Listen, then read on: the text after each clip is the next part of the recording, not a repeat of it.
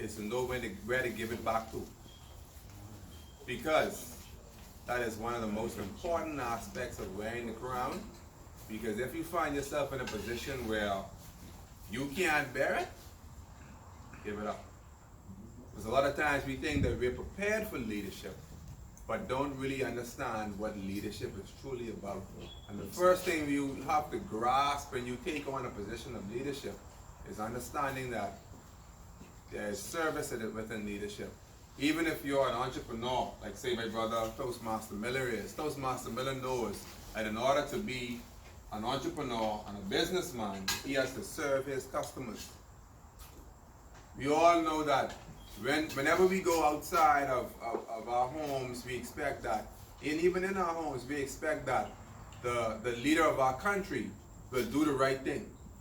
He will do whatever is necessary to ensure that the well-being of the persons in his country, the citizens of his country, are being served so that they can be the best that they can be. Whatever little capacity that means to the person who is being served, it's important to that person. So as a leader of Club 1600, I realize that the leadership that I provide to the members is encased in service.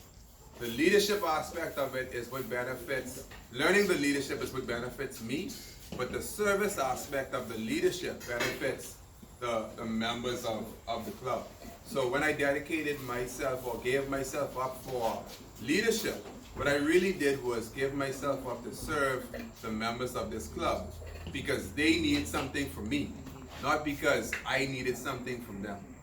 So the first thing and the most important thing that I believe any leader should have is a mindset of service, not a mindset of a dictator or just thinking that it's all about you. It's not about you at all. It's actually about the people that you serve. So thank you very much, Mr. Table Topics Master. Thank you so much for that question, Mr. Table Topics Master. What does it take? I can tell you, based on my experience, it takes a lot of sleepless nights.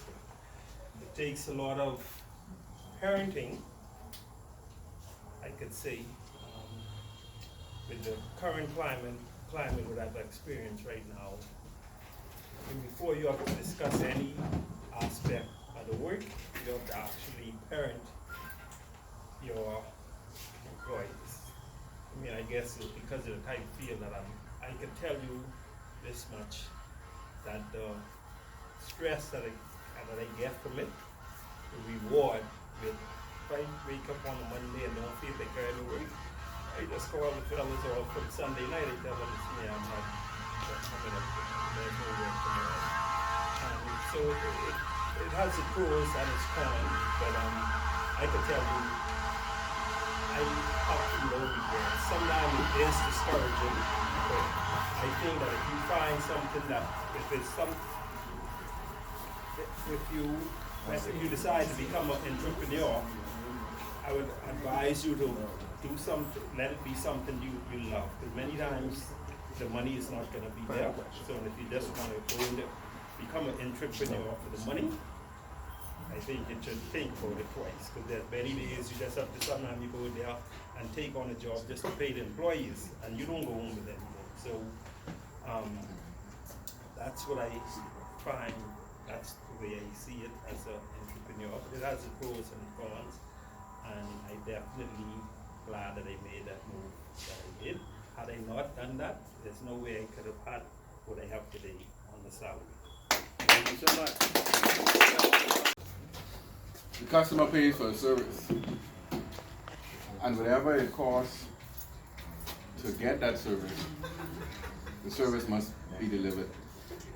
All right, no matter what it takes, you have to deliver that great service. Order. Because at the end of the day, you want that customer to be a returning customer. You want to keep that customer. Rather than them spending $20 at Island Luck, you want to keep them spending $20 at Island Gate. Thank you. What I would do in a situation like that, first off, I would pull my server aside, whether it be male or female, and just let them know or voice my concerns as to what didn't go my particular way. With that, if it was just one aspect or it was several aspects, because I'm a returning customer, I know the quality of service that I usually get. So I would ask, what's happening? Is it an off night? Is there a backup? Now, if my server becomes unruly, then I would have to take the matter to higher powers, being either the shift manager or the restaurant manager, and then voice my concerns. Hopefully, once those concerns are voiced, in my scenario, I'm very professional, I'm very realistic, I am not irrational. And I try to be that customer that is always right and always respectable, so that when I do return, if I do return, I leave a mark, whereas I know that I won't get that same service again. Thank you for the question. Good stuff, man. If they cry, I cry. If they shout, I shout. And then I ask them, you like how daddy look? And sometimes that helps. Other times, I have to be bad cop and talk to them very assertively. And other times, as a last resort, I bring down the hammer. This is Sparta. I bring down the hammer, and when Daddy brings down the hammer, that usually ends whatever is happening. So in that case, that's what I would do. Just lift it up. Good stuff.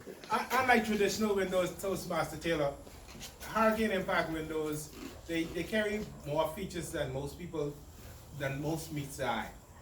First and foremost, when you buy a hurricane impact window, you're not only buying hurricane protection, but you're also buying energy efficiency,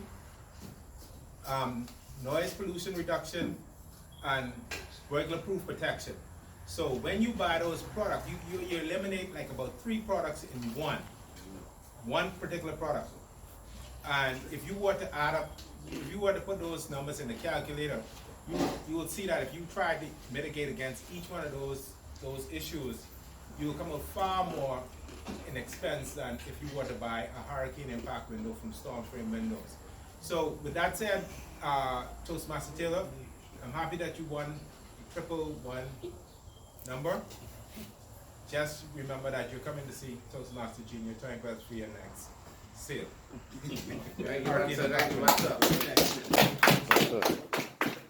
Could you repeat the question? Friendly and polite and greet everyone as they enter and leave, and also to have good self-hygiene.